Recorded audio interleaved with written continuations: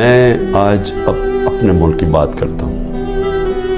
میں اس لیے یہ کہہ رہا ہوں کہ یہ جو گریس کی سمندر کے اندر جو کشتی ڈوبی ہے، جس میں آپ کہتے ہیں تقریباً 300 پاکستانی تھے.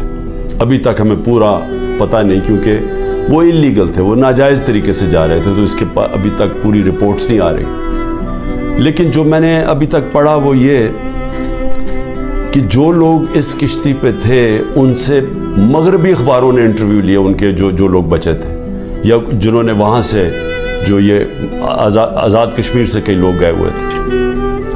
تو جب ان کے انٹرویو میں پوچھا گیا، انہوں نے کہا امید ہی ہم کچھ نہیں تھی، ہمیں امید ہی نہیں تھی کہ ہم اپنی زندگی بہتر کر سکتے ہیں. اس لیے وہ ساروں نے کیا کیا، پیسہ جمع کیا، قرضے لیے، پیسہ جمع کیا، قرضے لیے، پھر ناجائز طریقے سے ان کو یہ کوشش تھی کہ کہیں کسی طرح ہم یورپ میں چلے جائیں، ملک چھوڑ کے کسی طرح نکل جائے. یہاں امید ختم ہو گئی تھی.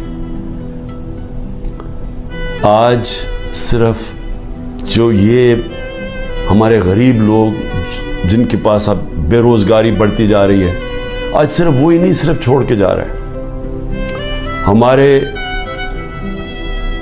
10 لاکھ پروفیشنل ملک چھوڑ کے چلے گئے اور جا رہے ہیں. میں نے اپنے ہسپتال کی مثال اس لیے دی کیونکہ جو کینسر ہسپتال میں اسپیشلسٹ ہوتے ہیں، دنیا میں ڈیمانڈ ہوتی ہے. کہیں دنیا میں کہیں جائیں تو جتنے ہم ان کو تنخواہ دیتے ہیں 4-5 گنا زیادہ تنخواہ مل سکتی ہے وہاں.